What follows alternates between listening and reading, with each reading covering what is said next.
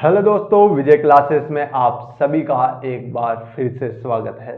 दोस्तों, जैसा कि हम पिछली क्लास में आनुवंशिकता के बारे में पढ़ रहे थे और फिर आनुवंशिकता के महत्वपूर्ण पर्सनों की चर्चा भी की थी। आप पिछली क्लास में जाकर या पिछले वीडियो में देख सकते हो। महत्वपूर्ण पर्सन है, पिछली क्लासों में, पिछली परीक्षाओं में आए हुए। अब पढ़ते हैं, आज नया टॉपिक ले रहे हैं हम, न्यूक्लिक अम्ल। न्यूक्लिक अम्ल आज स्टार्ट कर रहे हैं। अब न्यूक्लिक अम्ल सबसे पहले देखते हैं न्यूक्लिक अम्ल की खोज किसने की है। दोस्तों, फ्रेडरिक मिस्टर नाम के वैज्ञानिक है। फ्रेडरिक मिस्टर फ्रेडरिक मिस्टर नाम के वैज्ञानिक ने मवाद कोशिकाओं में इसकी खोज की थी। मवाद कोशिका में फ्रेडरिक मिस्टर ने मवाद कोशिका में न्यूक्लिक अम्ल की खोज की। न्यूक्लिक अम्ल की खोज, ठीक है। फ्रेडरिक मिस्टर ने मवाद कोशिका, जिसे पस भी बोलते हैं, उसमें खोजा था। मवाद कोशिकाएं, हमारे घाव हो जाता है तो उसमें मवाद पड़ जाती है, उस मवाद में ही खोजा था। इन्होंने नाम दिया, इन्होंने न्यूक्लिक अम्ल का नाम क्या दिया था? इन्होंने नाम दिया न्यूक्लिक अम्ल का न्यूक्लिन। फ्रेडरिक मिस्टर साहब ने न्यूक्लिक अम्ल का नाम न्यूक्लिन दिया था। फिर आल्टमान नाम के वैज्ञानिक हुए। आल्टमान ने न्यूक्लिक अम्ल नाम दिया। किसने? अल्टमान नाम के साइंटिस्ट हुए, जिन्होंने अल्टमान नाम के साइंटिस्ट ने न्यूक्लिक अम्ल नाम दिया था। अब एक चीज और नोट कर लेना, आप आगे बढ़ने से पहले मैं एक चीज नोट करा देता हूं आपको। बैक्टीरिया होते हैं, बैक्टीरिया जिसे जीवाणु भी बोलते हैं, उनमें केवल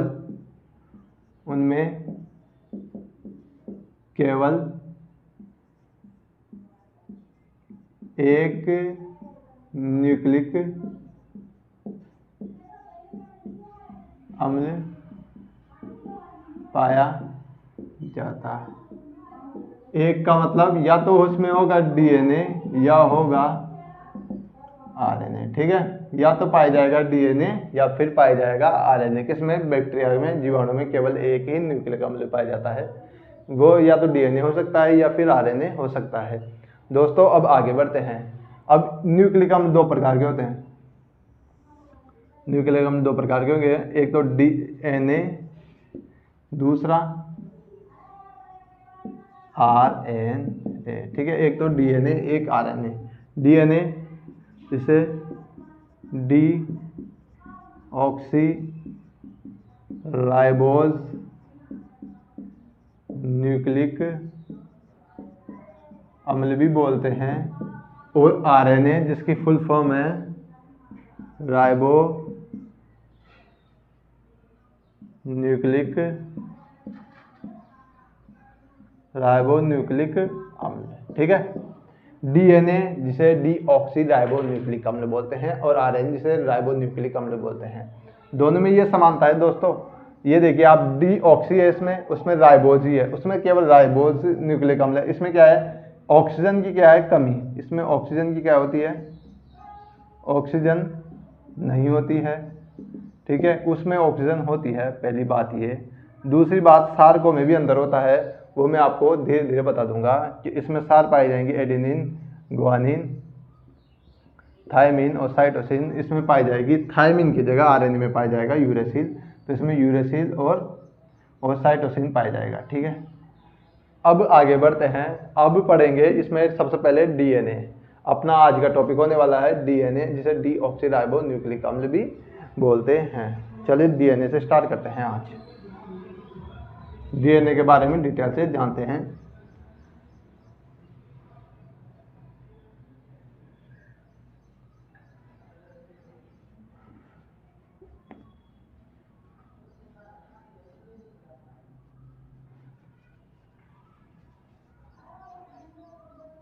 डीएनए। अब डीएनए के बारे में आज पढ़ते हैं। डीएनए। अब डीएनए का सबसे पहले क्वेश्चन ये पूछा जाता है कि डीएनए का पूरा नाम बताइए। पूरा नाम, ठीक है, चलो पूरा नाम क्या होता है? पूरा नाम है डी ऑक्सी राइबो न्यूक्लिक अम्ल। क्या हो गया? डी ऑक्सी राइबो न्यूक्लिक अम्ल। क्वेश्चन डायरेक्टिव हो जाता है कि डीएनए का पूरा नाम बताइए, तो पूरा नाम हो गया डी ऑक्सी राइबो न्यूक्लिक अम्ल। डी से डी ऑक्सी राइबो, एन से न्यूक्लिक और फिर अम्ल, ठीक है। इसमें ऑक्सीजन नहीं होता है, डी का मतलब अनुपस्थित दर्शाता है और ऑक्सीजन के अनुपस्थिति दर्शा रहा है इसमें, राइबो न्यूक्लिक अम्ल। अब आगे बढ़ते हैं। एक और चीज नोट कीजिए आप, बैक्टीरिया होते हैं ना, बैक्टीरिया में डीएनए क्या पाए जाते हैं? डीएनए वर्ताकार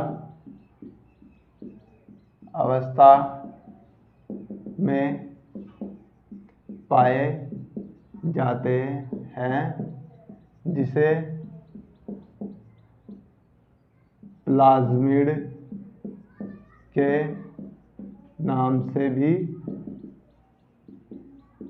जानते हैं। अच्छा, इस टाइप के पाए जाएंगे डीएनए, ठीक है, इस अवस्था में डीएनए जीवाणु में इस अवस्था में पाए जाते हैं। क्या? डीएनए इस अवस्था में पाए जाते हैं बैक्टीरिया में, सॉरी, तो इसे है ना प्लाज्मिड के नाम से जानते हैं। अब दोस्तों पाया कहाँ जाएगा? कहाँ जाएगा, ठीक है, उपस्थित कहाँ होगा? सॉरी, पाए से अच्छा नहीं लग रहा, उपस्थित, उपस्थित सही वर्ड है। उपस्थित कहाँ कहाँ होगा ये? एक तो होता है ये मुख्यतः केंद्रक में, दूसरा होता है ये प्लाज्मिड में, प्लास्टिड में, किसमें? प्लास्टिड, जिसे लवक भी बोलते हैं।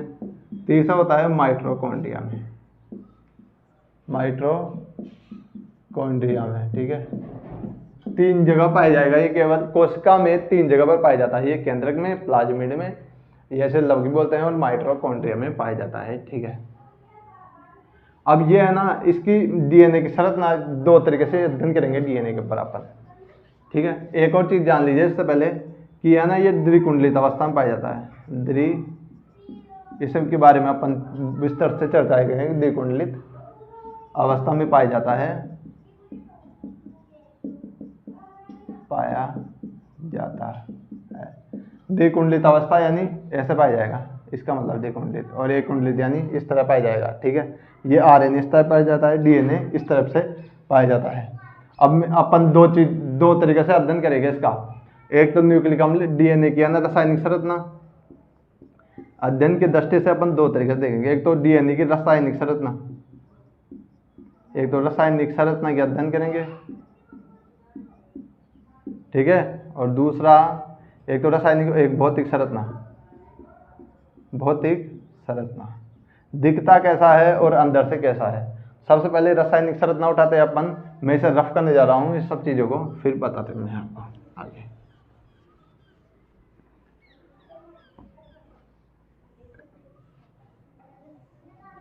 रासायनिक संरचना, डीएनए की रासायनिक संरचना।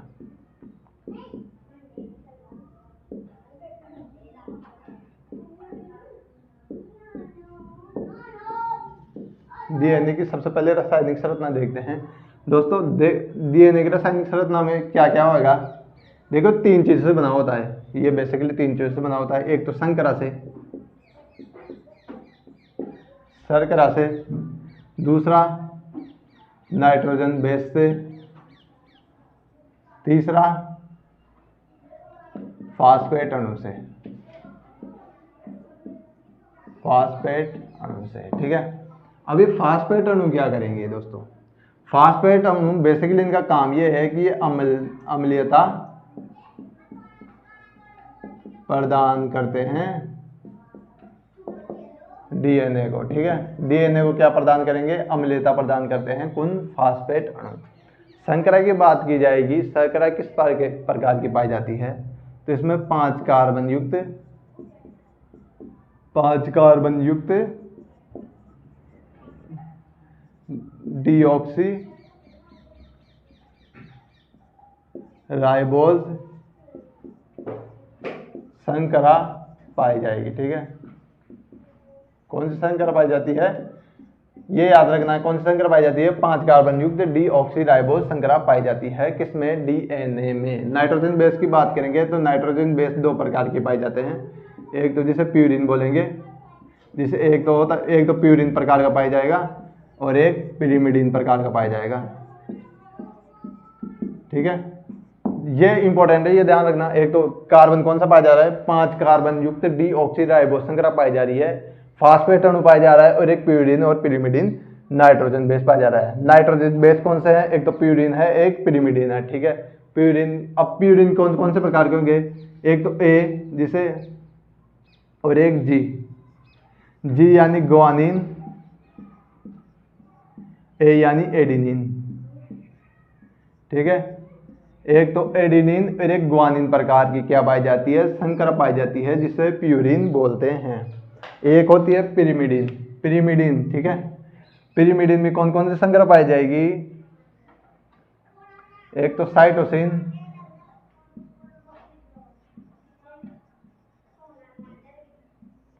एक थाइमिन। ठीक है, सॉरी मैं साइटोसिन को ऊपर लिख दिया, इससे ज़्यादा फर्क नहीं पड़ेगा, फिर भी लिख देते हैं, ऊपर लिखेंगे।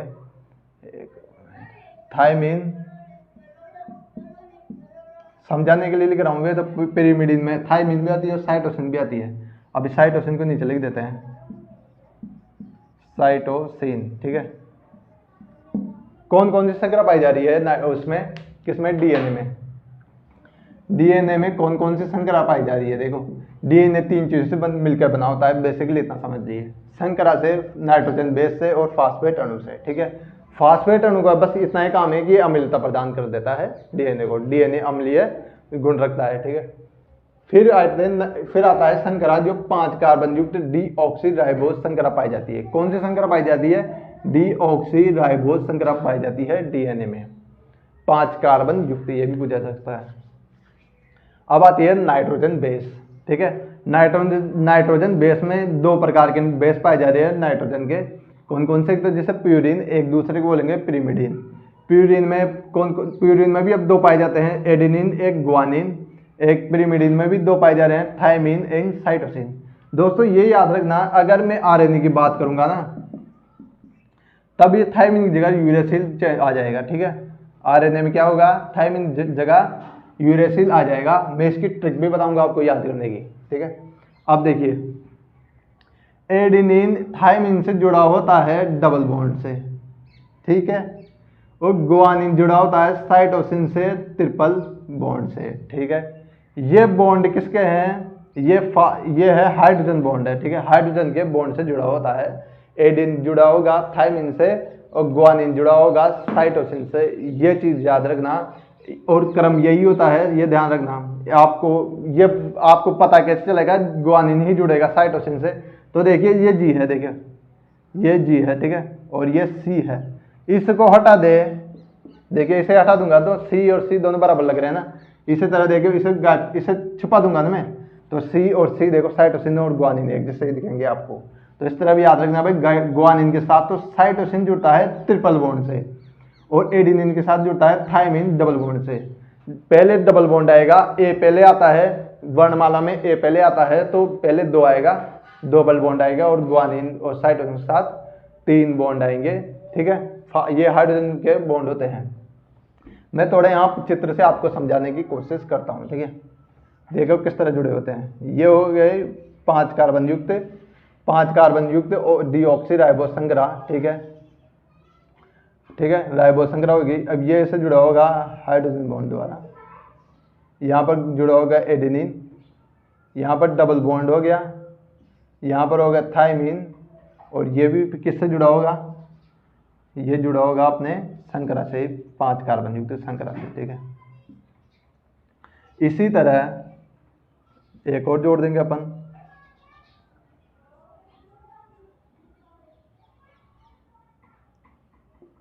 एक और जोड़ देंगे अपन, और ये ग्वानिन से ट्रिपल बॉन्ड द्वारा, और ये गुआनिन जुड़ेगा साइटोसिन से सिंगल बॉन्ड द्वारा, और ये बीच में क्या आ गया, ये संकरा आ गई, ठीक है, 5 कार्बन युक्त संकरा आ गई है ना, ठीक है। ये बॉन्ड है, हाइड्रोजन बॉन्ड है, ध्यान रखना। कौन सा बॉन्ड है, हाइड्रोजन बॉन्ड से जुड़ा हुआ है, और ये इसी तरह इसी क्रम है ना, इससे नीचे तक जाएगी, ठीक है। और ये डबल हेलिक्स मॉडल है, ये है ना, ये एक लड़ी अलग हो गई, ये एक अलग है, ठीक है। अब देखिए मैं इसके बारे में बताता हूं। देखिए ये एक लड़ी अलग है, ये एक लड़ी है, क्या क्या बता रहा हूं, देखो देखो संकरा सरकरा, ठीक है, सरकरा जुड़ गई, ठीक है। यहां पर 5 डिग्री, यहां पर 3 डिग्री, ठीक है, यहां पर 3 डिग्री, यहां पर 5 मिनट, ठीक है। अब सरकरा, अगर सरकरा नाइट्रोजन बेस के साथ जुड़ी हुई हो, ठीक है, सरकरा किससे, नाइट्रोजन बेस के साथ जुड़ी हुई हो, तो उसे बोलते हैं न्यूक्लियोसाइट, ठीक है। और अगर संकरा नाइट्रोजन बेस प्लस फास्फेट का अणु अगर जुड़ा हो, तो उसे बोलेंगे न्यूक्लियोटाइड। क्या बोलेंगे, न्यूक्लियोटाइड, ठीक है। क्या बोलेंगे इसे, न्यूक्लियोटाइड बोल देंगे, ठीक है। याद कैसे रखेंगे दोस्तों, इसे याद रखना, संकरा नाइट्रोजन बेस और फास्फेट अणु से है ना डीएनए बना होता है, ठीक है, और इसे न्यूक्लियोटाइड बोलते हैं। ये तो ऐसे सिंपल याद रखना, पर आपको ऐसे भी याद रखना हो, ऐसे भी याद रखना हो तो ये एक तरीका और है। देखिए डीएनए ना न्यूक्लियोटाइड का क्या होता है, पॉलीमर होता है, ठीक है। किसका पॉलीमर होता है, पॉलीमर के में से एक न्यूक्लियोटाइड का अणु, फिर एक और न्यूक्लियोटाइड का अणु आ गया, देखिए एक न्यूक्लियोटाइड का अणु आ गया, एक और न्यूक्लियोटाइड का अणु आ गया, इसी तरह खूब सारे न्यूक्लियोटाइड के अणु आपस में जुड़े होते हैं, है ना, इसे पॉलीमर बोलते हैं, ठीक है। और ये देखिए डबल बॉन्ड के साथ हाइड्रोजन बॉन्ड के साथ जुड़ा हुआ है, 3 बॉन्ड के साथ नाइट्रोजन बॉन्ड के साथ जुड़ा हुआ है, ठीक है। याद कैसे करेंगे, संकरा और नाइट्रोजन बेस आ गया तो न्यूक्लियोसाइड, ठीक है। न्यूक्लियोटाइड यानी फास्फेट का अणु, मैंने बताया था फास्फेट और मैग्नीशियम के अणु जोड़ने काम करते हैं, ठीक है। तो बॉन्ड टाइट नाम सुना होगा आपने, बॉन्ड टाइट किससे होगा, फास्फेट से बॉन्ड टाइट होगा, ठीक है। इसी तरह अब आगे बढ़ते हैं, ठीक है। अब आगे अपन बढ़ते हैं, एक चीज और देख लीजिए, एक चीज और बताता हूं यहां पर आपको, एडिनिन प्लस गुआनिन, ठीक है, एडिनिन प्लस गुआनिन प्लस में थायमिन प्लस साइटोसिन बराबर कितने होते हैं, 1 होता है। यह सूत्र याद रख लेना, ये सूत्र कभी कभी पूछ लिया जाता है कि एडिनिन गुआनिन थायमिन साइटोसिन बराबर 1 होता है। इसे क्या बोलते हैं, चारगाफ का नियम बोलते हैं, ठीक है। कौन सा नियम बोलते हैं, चारगाफ का नियम। इसे कौन सा नियम बोलते हैं, चारगाफ का नियम बोलते हैं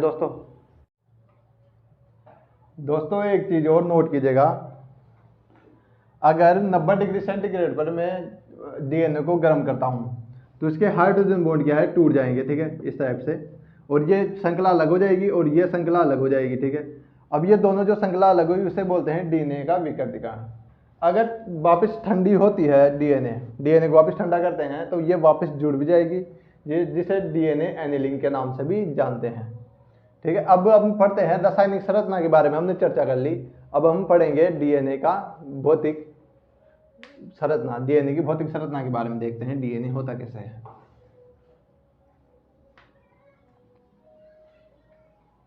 इस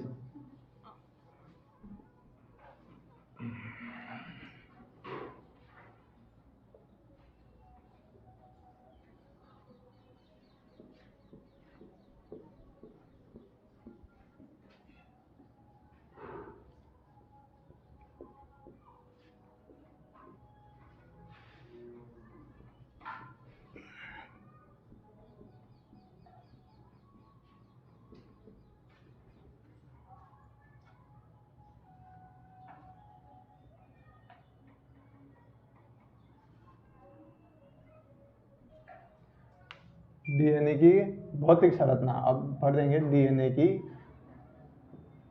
भौतिक, दिखने में कैसे दिख रहा है डीएनए, भौतिक संरचना।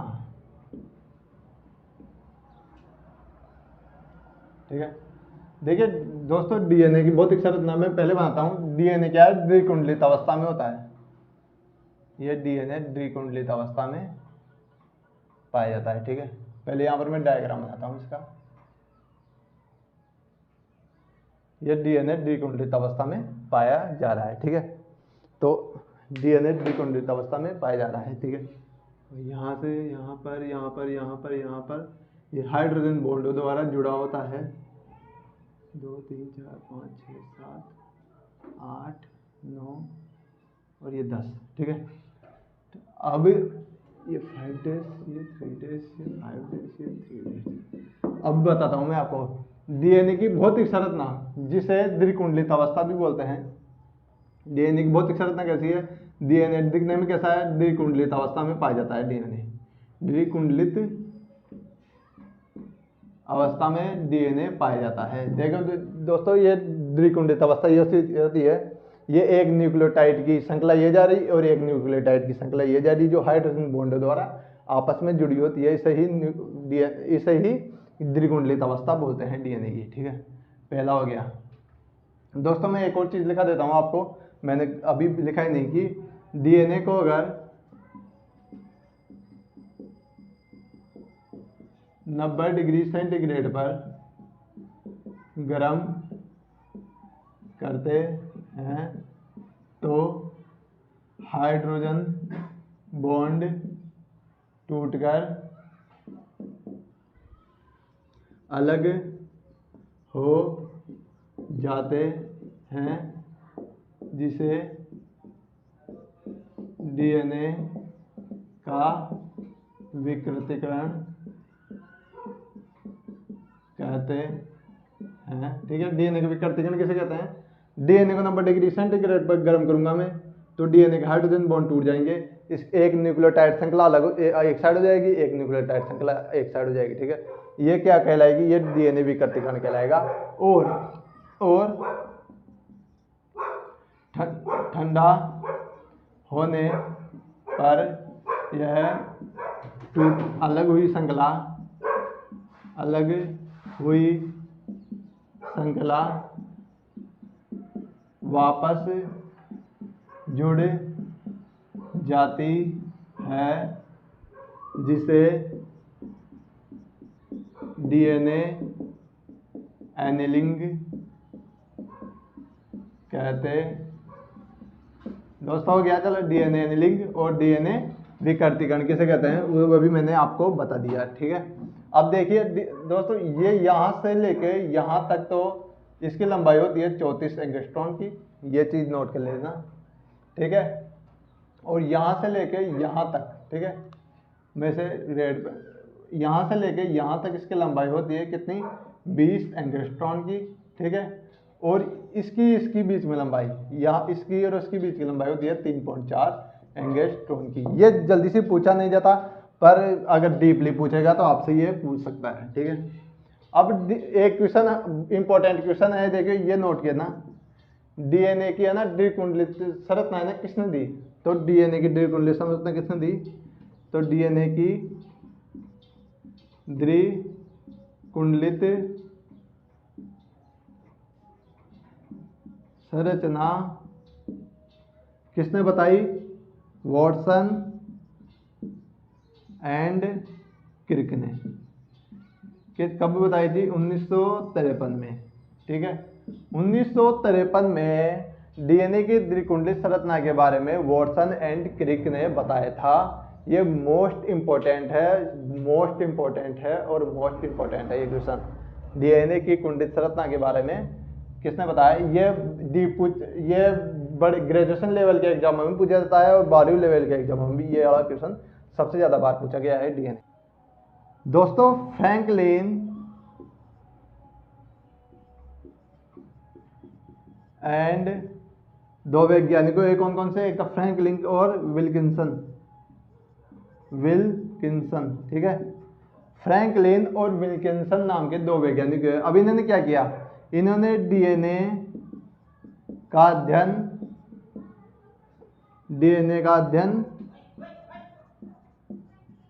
एक्सरे या एक्स विकिरणों द्वारा किया। ठीक है, अब देखिए डीएनए की द्विकुंडली संरचना किसने दी थी, वॉटसन एंड क्रिक ने दी थी। कब दी थी, 1953 में दी थी। अब फ्रैंकलिन एंड विल्किंसन नाम के दो वैज्ञानिक हुए। ठीक है, इन्होंने डीएनए की अध्ययन किससे किया था, डीएनए का अध्ययन एक्सरे और एक्स विकिरणों द्वारा डीएनए का अध्ययन किया। अब इन्हीं अध्ययनों के इनकी यही सफलता के कारण 1962 में तीन वैज्ञानिक, एक तो कौन से हो गए अपने, वाटसन एंड क्रिक हो गए, वाटसन एंड क्रिको और विल्किंसन को